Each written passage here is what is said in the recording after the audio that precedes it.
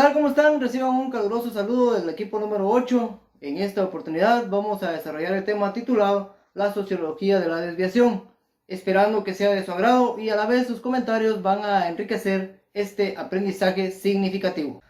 Vamos a iniciar en esta oportunidad desarrollando la palabra sociología.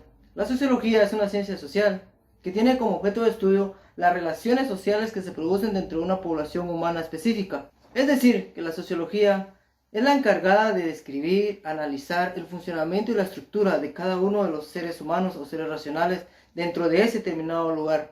De tal manera se encargará de estudiar también las conductas, tendencias, fenómenos y problemáticas que están dentro de esa población. Para ello, la sociología se basa en distintos métodos de investigación. Uno de ellos es el método cuantitativo y el otro el método cualitativo.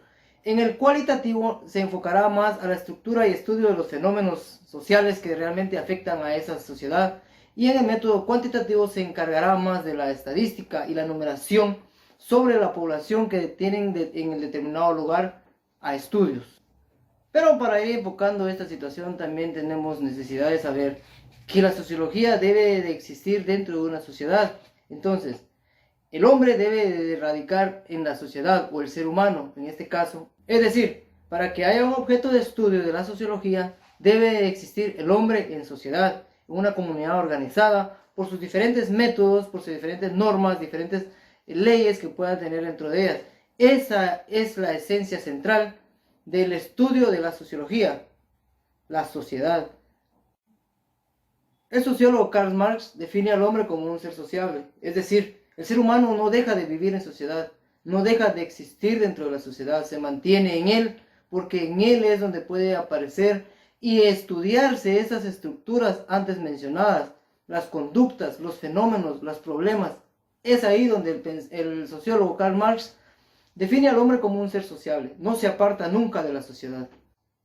Dentro de la rama de la sociología tenemos la sociología de la educación. Esta se refiere al estudio, descripción e interpretación de los fenómenos educativos que afectan a esa sociedad. También tenemos la sociología jurídica. Esta se encarga del estudio sociológico de los elementos propios del derecho, la relación con una sociedad específica. El objeto de la sociología jurídica vienen a ser los fenómenos de la realidad social y la influencia que estos tienen en el derecho que están determinados por él. También tenemos la sociología urbana y rural. Esta es un poquito más específica dentro de las áreas del campo o ciudad en la que nosotros podemos observar ciertas diferencias. No es lo mismo el área rural que el área urbana. No es lo mismo ser de campo o ser de ciudad. Cada una de ellas tendrá sus cualidades diferentes, en el cual ese es el objeto de estudio de la sociología urbana y rural. También tenemos la sociología política. El estudio de esta es la relación directa dentro de la sociedad con la política. Es decir, ver cómo es su entorno social, cómo relacionarse, cómo estructurarse, cómo llegar a él, cómo encajar dentro de la sociedad. Con lo descrito anteriormente podemos ahora dar a entender que la sociología de la desviación es una rama de la sociología encargada de estudiar el fenómeno que llega a actos que desvían literalmente a la sociedad. Para Robert Merton, la desviación social es aquella conducta que viola los acuerdos o normas de un determinado lugar, puesto que en él el ser humano o el individuo ya no se comporta de la manera correcta a como el resto de la sociedad. Es así como Robert Merton la divide en tres. En esta oportunidad vamos a hablar de los factores que nos explican por qué se da la desviación social. En este punto tenemos la biogenética. La explicación que nos da la biogenética se enfoca en las características fisiológicas del individuo. También estableció que la composición cromosómica o genética del individuo, en especial en el hombre, dice que con cromosomas X, Y, influye en el comportamiento antisocial y agresivo de este tipo de personas. Es decir, que este cromosoma se, se puede adquirir por medio de los padres, es hereditario, ¿verdad? Entonces, la conducta antisocial y agresiva se puede adquirir de esta manera. En el punto psicológico, la explicación psicológica se basa en los rasgos personales del individuo, tales como sus impulsos instintivos o la supresión de estos, y en el aspecto mental. Es decir, que la personalidad criminal en que el individuo desviado posee, dice que posee un patrón de pensamientos con el que se siente superior ante los demás y no siente empatía por la responsabilidad y el respeto. Es decir, que la persona criminal se siente superior a las leyes incluso, ¿verdad? Y por eso actúa de esa manera. En el punto psicosociológico tenemos las teorías psicosociales. Estas dice que emergen como resultado de las interacciones de la persona con otros miembros de la sociedad. Algunos teóricos sugieren que la desviación es un producto del fracaso personal, es decir, que si la persona ha tenido un fracaso personal va a desarrollar suficientes controles internos durante el proceso de socialización. Es decir, que el individuo, al no poseer estos controles internos, no va a tener esa capacidad de impedir que se involucre a conductas desviadas. Tenemos la teoría del aprendizaje social.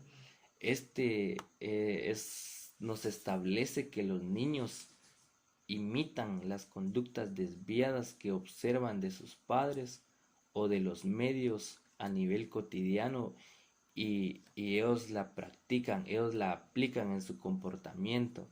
Tenemos la teoría de la asociación diferencial, y esta nos explica que una persona va a aprender a violar las reglas al asociarse más con personas que violan reglas, ¿verdad? Y tenemos la teoría del etiquetamiento. Estimula que la persona que recibió esa etiqueta, dicha etiqueta, por poseer una conducta desviada, se va a convencer y en efecto es desviada, y se cierran los caminos para enderezar ese patrón de conducta. En lo sociológico, la explicación sociológica nos enfatiza cómo las diferentes estructuras o ambientes sociales ejercen presión en las personas para que se involucren en actividades desviadas. Es decir, que la misma sociedad va a involucrar al individuo a que ejecute actividades desviadas. Dentro de estas tenemos la teoría funcionalista. Esta se argumenta que si la desviación está presente en todas las sociedades, entonces vamos a tener una función positiva, porque de lo contrario no se puede persistir. La desviación, según Durkheim, nos ayuda a definir las reglas para otros, unir a las personas para que las censuren y sirvan como agentes de cambio social. Durkheim también la introdujo. Dentro de esta tenemos también la teoría de la anomia. La teoría de la anomia no es más que la falta de regulación jurídica y moral que caracteriza a la vida económica. Es decir, que los deseos de los individuos para aumentar su estatus social deben estar delimitados y restringidos por normas sociales de la sociedad. Y en el siguiente punto tenemos los orígenes de los modelos sociológicos, cómo se originan esos modelos sociológicos. Y nos dice que esta ciencia se instauró durante la Ilustración, es decir, como a inicios del siglo XIX. Fue tras la Revolución Francesa cuando se consolidó esta disciplina académica, y sus primeros indicios provienen de la antigua Grecia. Y surgen los filósofos como Platón, historiadores como Tucídides, Polibio o Heródoto. Todos ellos hicieron observaciones en sus obras que hoy en día se podrían haber clasificado como dentro de los parámetros de la sociología. Es por eso que los orígenes de la sociología se encuentran, por lo tanto, en la Grecia de la antigüedad. También podemos hablar de la Edad Media. En esta época, otros pensadores del corte teológico como Marcio de Padua, Tomás de Aquino o Agustín de Hipona también hacen observaciones en sus estudios que tendrían cabida en una futura ciencia de la sociología. También podríamos hablar de las metodologías modernas utilizadas de manera habitual hoy en día, como es la de la encuesta, que pudieron observarse muchos siglos atrás concretamente en un libro llamado Domesday, una obra encargada por un monarca inglés, Guillermo el Conquistador. Fue el primero que aplicó esta metodología de la encuesta que hoy en día se utiliza también. Podemos mencionar a Emily Durkheim, que concibió fenómenos específicamente sociales, y estos fenómenos específicamente sociales él los tradujo a hechos sociales, y estos hechos sociales él los pasó a reglas de método sociológico, como el modo de actuar, el modo de pensar y los sentir externos al individuo, constituyendo estos en unidades de estudio, y no pueden ser abordadas con técnicas que no sean específicamente sociológicas. Tenemos la escuela de la anomia. La escuela de la anomia no es más que nos da un significado de ausencia permanente de normas, es decir, que el individuo se aparta de las normas en su totalidad. Y tenemos la anomia individual. No es más que un estado sin normas. Un estado sin normas hace inestable las relaciones de grupo, impidiendo así su cordial integración. La anomia como desorden social es la desviación o ruptura de las normas. Continuando con el tema, toca desarrollar la teoría sociológica de la desviación, las cuales son 5. Comenzaremos con la primera, que es la teoría ecológica o ambiental, que fue estructurada en la Escuela de Chicago, que determina que el medio ambiente era la base teórica de la consideración ecológica del delito. Estudió las bases concéntricas y periféricas de lo que es el delito en base a su territorio. Los precursores son Reddick, Goulet, Tarder, Laxagne, Park, Bourget, Mackenzie, Tarser, Shaw, Matthew, Tarser. Frederick Tarser fue el que hizo el libro Began, las pandillas, en la cual examinó 1.313 bandas de Chicago, 25.000 miembros de tanto territorio como su fase. Ernest Bourget desarrolló 5 zonas: zona central, zona de transición, zona de habitación obrera, zona residencial, zona de ciudadanos periférica. Cada una representa, en la primera representa lo que es la burguesía, la segunda representa la que es la economía desfavorecida económicamente, la tercera que es la obrera, es donde lo que tienen un lugar digno de vivir, la residencial donde están los hombres de negocios, y las ciudades periféricas son todas las alrededor de el crimen como fenómeno social. Se determina que es por medio de las fracturas sociales, las causas y consecuencias que esto crea en la comunidad. El fracaso o el éxito de las identidades compartidas de la misma que se construye o se destruye en procesos de socialización. A esta también se le llamó el origen social del delito, porque se estudian los valores y las creencias que generan o justifican los delitos. El delito se muestra en la convivencia entre la comunidad. También nos damos cuenta de la tercera, que es la teoría multifactorial. Su explicación son sociológicas, psicológicas y biológicas, con factores causales del delito. Por eso se llama multifactorial, porque se determinan varios factores en esto. Los factores y las circunstancias. Busca el origen del delincuente desde su forma biológica y psicológica, y cómo la sociedad es la que implica en esto. En eso tenemos 2 precursores: William Haley, que determinó que estos son males hereditarios, el mal ambiente y amistades inadecuadas.